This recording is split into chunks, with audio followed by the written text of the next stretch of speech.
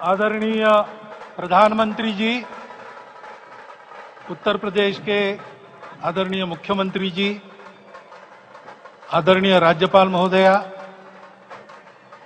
देश के आज विद्यमान सभी पंथ संप्रदायों का प्रतिनिधित्व करने वाले हमारे संत ऋषि आचार्य गण और समाज के सब स्तरों का प्रतिनिधित्व करने वाले निमंत्रित महानुभाव, आज का आनंद शब्दों में वर्णनातीत है और उसके वर्णन करने का प्रयास इसके पहले के वक्तव्यों में अच्छा हो गया है। यह भी बता दिया गया है और हम जानते भी हैं कि आज अयोध्या में रामलला के साथ भारत का स्व लौट के आया है।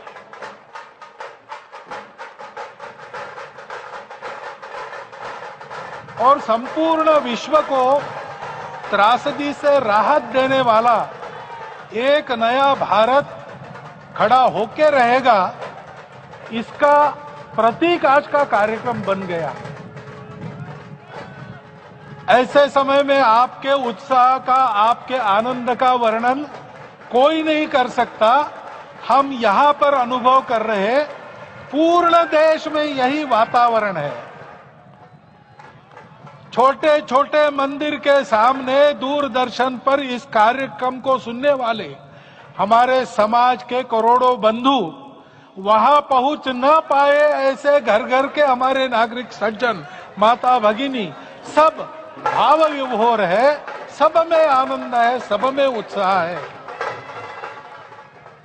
और ऐसे समय में जोश की बातों में थोड़ी सी होश की बात करने का काम मुझे ही दिया जाता है। आज हमने सुना कि इस प्राण प्रतिष्ठा महोत्सव में पधारने के पूर्व प्रधानमंत्री जी ने कठोर व्रत रखा। जितना कठोर व्रत रखने को कहा था, उससे कई गुना अधिक कठोर व्रताचरण उन्होंने किया। मेरे पुराना उनसे परिचय है, मैं जानता हूं वो तपस्वी है ही, परंतु वो अकेले तप कर रहे हैं, हम क्या करेंगे। अयोध्या में रामलला आए, अयोध्या से बाहर क्यों गए थे? रामायण में क्यों गए थे बाहर?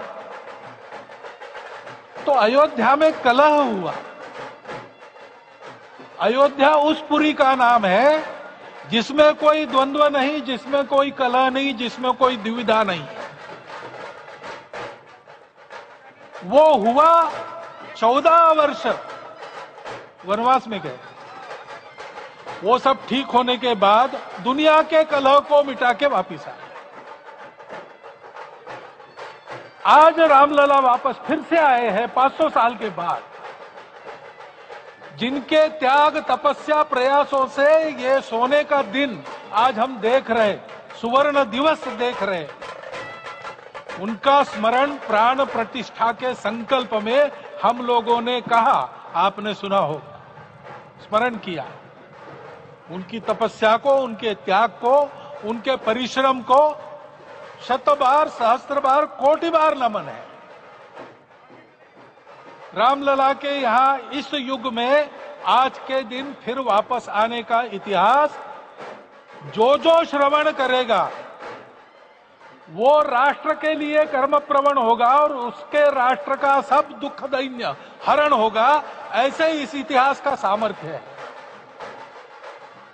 परंतु उसमें हमारे लिए कर्तव्य का आदेश भी है। प्रधानमंत्री जी ने तप किया, अब हमको भी तप करना है। राम राज्य आने वाला है, वो कैसा था? दैहिक दैविक भौतिक तापा, राम राज नहीं कहु व्यापा। सब नर करहि परस्पर प्रीति, चलहि स्वधर्म निरत श्रुति नीति। सब निर्दंभ धर्म रत पुनि, नर अरु नारी चतुर सब गुनी। सब गुणज्ञ पंडित सब ज्ञानी, सब कृतज्ञ नहीं कपट सयानी। राम राज्य के सामान्य नागरिकों का जो वर्णन है, हम भी इस गौरवमय भारतवर्ष की संतानें हैं। कोटि कोटि कंठ उसका जयगान करने वाले हमारे हैं। हमको इस प्रकार के व्यवहार को रखने का तप आचरण करना पड़ेगा। हमको भी सारे कलह को विदाई देनी पड़ेगी। छोटे छोटे परस्पर मत रहते हैं, छोटे छोटे विवाद रहते हैं, उसको लेकर लड़ाई करने की आदत छोड़ देनी पड़ेगी। आखिर है क्या? ये बात बताई, वो सामान्य नागरिक कैसे थे? निर्दंभ, प्रामाणिकता से आचरण करने वाले, केवल बातें करने वाले नहीं और बातें करके उसका अहंकार पालने वाले नहीं थे। काम करते थे, आचरण करते थे और अहंकार नहीं था। ऐसे वो थे और धर्मरत थे। यानी क्या थे?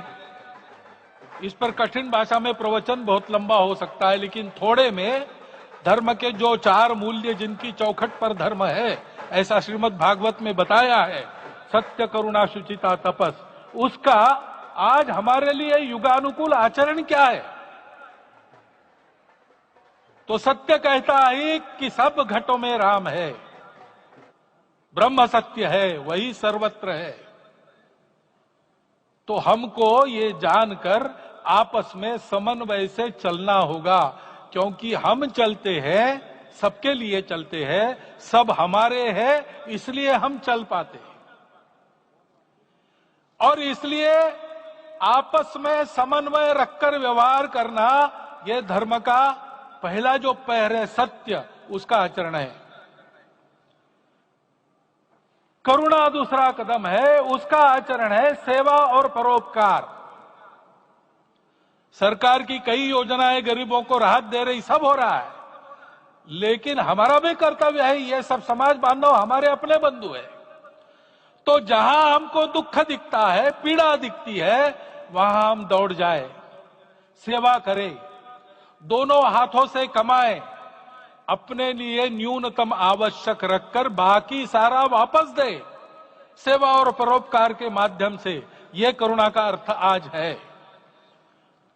शुचिता पर चलना है, यानी पवित्रता होनी चाहिए। पवित्रता के लिए संयम चाहिए, अपने को रोकना है। सब अपनी इच्छाएं, सब अपने मत, सब अपनी बातें ठीक होंगी ही ऐसा नहीं, और होगी तो भी अन्यों के भी मत है, अन्यों की भी इच्छाएं हैं। और इसलिए अपने आप को संयम में रखते हैं तो सारी पृथ्वी सब मानवों को जीवित रखेगी। गांधी जी कहते थे, earth has enough for everyone's need, but it cannot satisfy everyone's grid.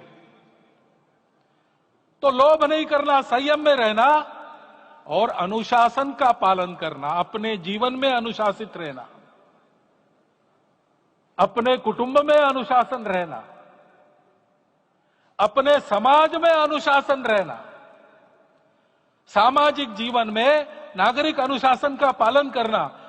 भगिनी निवेदिता कहती थी कि स्वतंत्र देश में नागरिक संवेदना रखना और नागरिक अनुशासन का पालन करना, यही देशभक्ति का रूप है। इससे जीवन में पवित्रता आती है। और तपस का तो मूर्तिमान उदाहरण आपके सामने आज दिया गया। व्यक्तिगत तपस तो हम करेंगे, सामूहिक तपस क्या है? संगच्छध्वम संवदध्वम संवो मनांसी जानता। हम साथ चलेंगे, बोलेंगे आपस में, उसमें से एक सहमति का संवाद निकालेंगे, एक ही भाषा बोलेंगे, वो वाणी मन वचन कर्म समन्वित होगा और मिलके चलेंगे, अपने देश को विश्व गुरु बनाएंगे। ये तपस हम सबको करना है। 500 वर्षों तक अनेक पीढ़ियों ने लगकर परिश्रम करके, प्राणों का बलिदान देके, खून पसीना बहाकर आज ये आनंद का दिन सारे राष्ट्र को उपलब्ध करा दिया। उन सबके प्रति हमारे मन में कृतज्ञता है। मैं यहां बैठता हूं तो मेरे मन में विचार आता है कि मुझे बिठाया, मैंने क्या किया। वो तो जो उन्होंने किया उसका प्रतिनिधि भी मुझे बनाया गया है। उस प्रतिनिधि के नाते मैं ये अवदान स्वीकार करता हूं और उन्हीं को अर्पण करता हूं। परंतु उनका ये व्रत हमको आगे लेके जाना है। जिस धर्म स्थापना विश्व में करने के लिए राम का अवतार हुआ था, उस धर्म स्थापना को अनुकूल स्थिति अपने आचरण में अपने देश में उत्पन्न करना, यह अपना कर्तव्य बनता है।